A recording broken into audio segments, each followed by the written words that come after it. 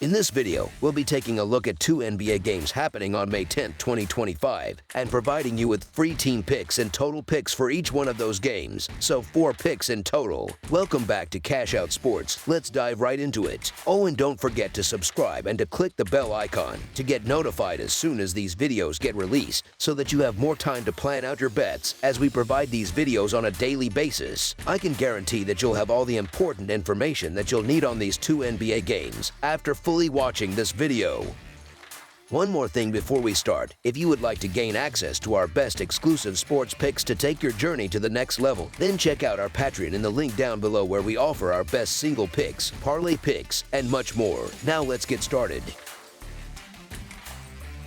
Boston Celtics versus New York Knicks. The Boston Celtics and the New York Knicks are set to continue their battle in the second round of the Eastern Conference playoffs. So far, it's been anything but predictable. The Knicks have taken a surprising 2-0 lead in the series and now return home to play Game 3 in front of their crowd. In Game 2, New York squeezed out a gritty 91-90 win, pulling off the upset as 10.5-point underdogs. Boston's roster still isn't at full strength, with Sam Hauser listed as doubtful heading into this next matchup. Meanwhile, the Knicks are coming in at full capacity once again. Things have gotten real for the Celtics. They've lost both games on their home court, and even worse, they gave up 20-point leads in each one. Given that the Knicks didn't manage a single win against the league's top 3 teams during the regular season, nobody expected them to come out swinging like this. But here they are, leaning into their scrappy style and capitalizing on every mistake Boston's handed them so far. The action now shifts to New York, and all the momentum is in the Knicks' favor. But make no mistake, the Celtics know what's at stake. It's do or die time, and oddsmakers still have them favored in this critical Game 3. Boston can't afford to keep looking back at those blown leads. One win puts them right back in it, but it has to happen now.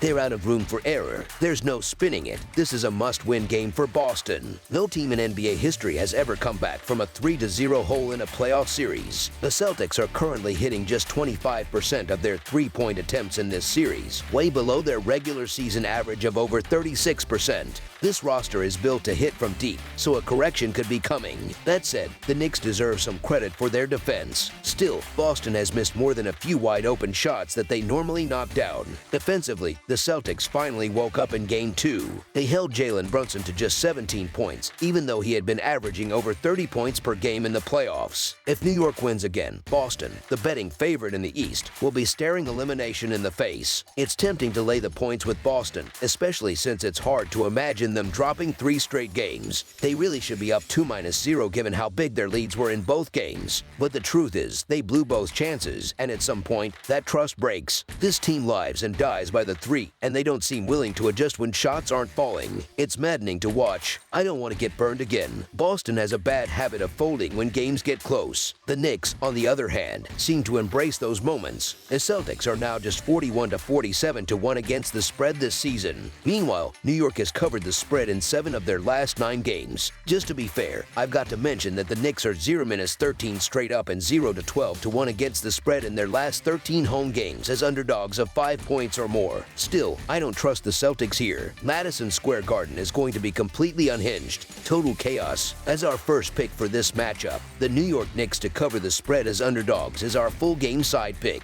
The total for this game is finally starting to land in a more realistic zone. Game 1 opened around 213, and by Game 2 it had been bet down to 210.5. These are 2 of the slowest playing teams in the league. Boston ranks dead last in pace, using only 98.3 possessions per game. New York isn't far ahead, sitting at 26 with 99.3 possessions. On top of that, Boston has one of the top 5 defenses in the NBA, and New York has been giving up just 104 points per game so far in the playoffs. Game 2 finished with a combined score of just 181 points. If Boston jumps out to another lead, hopefully they'll stop chucking up so many threes and play with more control. That means milking the clock, attacking the basket, and limiting New York's possessions. The Knicks typically go 7 or 8 deep, but their starters carry most of the weight, so they're not really built to run at a fast pace for 4 quarters. It's hard to imagine Game 3 at Madison Square Garden turning into a shootout. It's shaping up to be another grind, with both defenses tightening the screws again. As our second pick for this matchup, under the projected total is our full game total pick.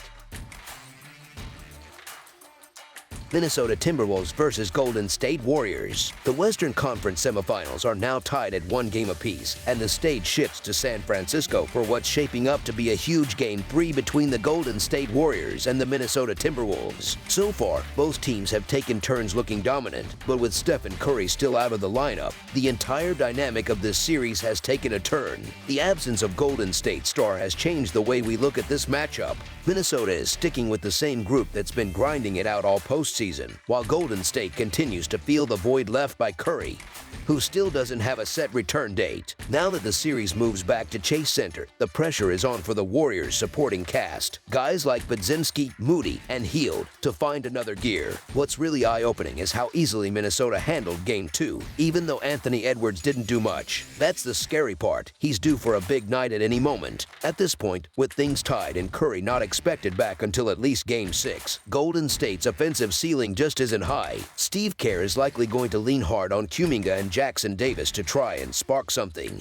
But unless Jimmy Butler gets more aggressive and Buddy Hield has a bounce-back game, the Warriors are going to be limited. Minnesota's length on defense, plus their refound rhythm from deep, makes them a tough out. If Alexander Walker keeps trending up and Edwards starts playing with more force, the edge leans heavily toward the Timberwolves. The Timberwolves probably won't shoot the lights out from deep on the road the same way they did at home, but good defense always travels, and without Curry, Golden State has real offensive problems. If Minnesota can stay away from the cold stretches that hurt them in Game 1, they're in a good position to snatch a road win. Their size, their rotation depth, and their defensive energy give them a small but real edge in Game 3, unless Golden State finds someone unexpected to go off. Without Curry on the court, the burden to deliver shifts squarely onto Jimmy Butler and the rest of the Warriors' role players. Sure, they'll have the home crowd behind them, but Game 2 showed just how shaky their defense can be. What's even more concerning is that Minnesota ran away with that game without Anthony Edwards playing up to his usual level. The Wolves haven't peaked yet, and they already have a road win under their belt. Expect them to dominate the interior again, and I wouldn't be surprised if Edwards finally explodes. This team can shuffle lineups, go big, go small. They're built to adapt.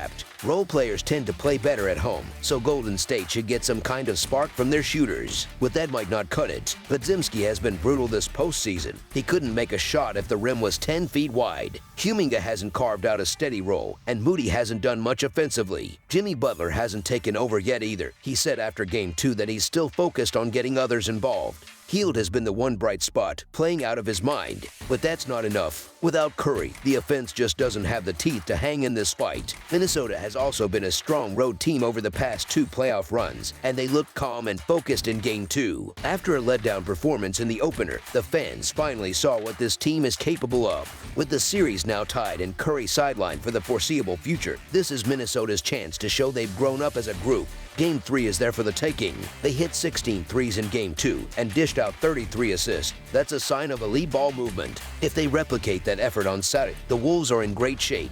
Right now, Golden State's biggest issue is just finding enough offense. Steve Kerr went deep into his bench in Game 2. He had already played everyone by the third quarter. He was searching for answers. Kuminga had 18 points. Jackson Davis chipped in 15. But after that, the production drops off fast. With Curry out, their offensive rating is sitting in the low 90 seconds, which isn't going to get it done. To stay alive in this series and buy time for Steph to heal up, they've got to win at least one of these next 2 games at home. Sure, the crowd at Chase Center will bring the energy, but unless Jimmy Butler goes full superstar and drops something like a 30-point triple-double, it's hard to see the Warriors hanging with the Timberwolves. Minnesota has already picked up 2 road wins in these playoffs and have a 4-1 straight-up record in their last 5 games in San Francisco. That's not a fluke. They're comfortable in this building. I'd like to believe the Warriors can make this a battle, but it's just hard to buy into that idea without Steph on the floor. They're home underdogs, and that might sound tempting, but the bite just isn't there. The Timberwolves have a real opportunity to take 2 games on the road with Curry still out, and they're not going to waste that. They'll be aggressive, and they'll capitalize. The Warriors just don't have the guns to win this one. As our first pick for this matchup, the Minnesota Timberwolves to win and cover the spread as favorites is our full game side pick.